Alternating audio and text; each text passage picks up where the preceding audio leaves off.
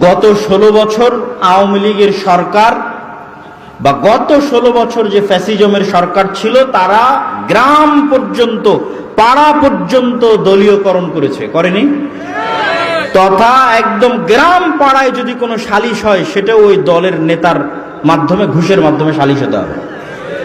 কিন্তু যখন এই সরকার বিদায় নিয়েছে, তখন এই জায়গাগুলো শূন্য। গ্রাম পর্যায়ে পাওয়ার শূন্য, পাওয়ার খালি হয়ে গেছে। সেই পাওয়ারটা আপনারা মুসলমানেরা বসে বসে আর এক দলের হাতে দিয়ে দিচ্ছেন। আমি যদি বুঝাতে না পারি, এটা আমার ব্যর্থতা।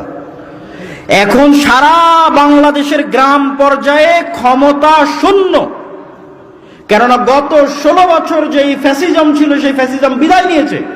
কিন্তু দুঃখজনক হলেও সত্য যে মুসলমানেরা বসে বসে অন্তত তাদের গ্রাম পর্যায়ের ক্ষমতা আর এক দলের হাতে তুলে দিচ্ছে।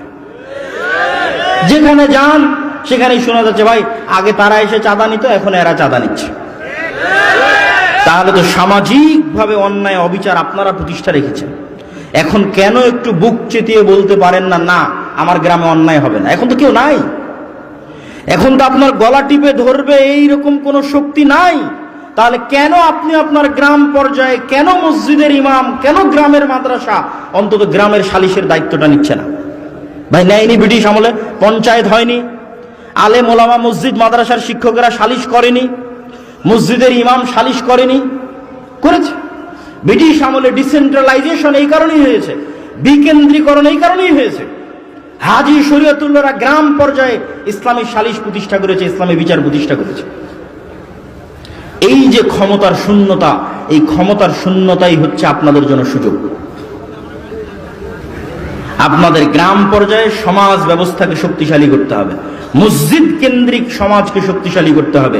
মসজিদ কেন্দ্রিক সমাজ শক্তিশালী হবে, তার 1 নম্বর ভিত্তি কি? সমাজে অন্যায় হতে দেওয়া যাবে না। তার একটা অন্যায়ের উদাহরণ দিয়েছি, যৌতুক। এরকম আরো কত অন্যায় হয় সমাজে, গ্রামে। একদল যুবক যদি দাঁড়িয়ে যায়, এই পাওয়ার শূন্যতার অবস্থায় একদল 10টা যুবকও যদি দাঁড়িয়ে যায়, আমার গ্রামে অন্যায় হতে দিব না। কিসের উমুক দল তুমুক দলের নেতা? সালিশ হবে ন্যায়ের সাথে, বিচার হবে ন্যায়ের সাথে, বিয়ে শাদী হবে ন্যায়ের সাথে। প্রতিষ্ঠা করেন, রাষ্ট্র ইসলাম প্রতিষ্ঠা হয়ে যাবে ইনশাআল্লাহ। সমাজে কিভাবে আপনি ইসলাম প্রতিষ্ঠা রাখবেন? আল আমরু বিল মারুফ ওয়ান নাহি আনিল মুনকার, সৎ কাজের আদেশ, অসৎ কাজে বাধা, প্রত্যেক নবীর বৈশিষ্ট্য, উম্মতে মুহাম্মাদির বৈশিষ্ট্য।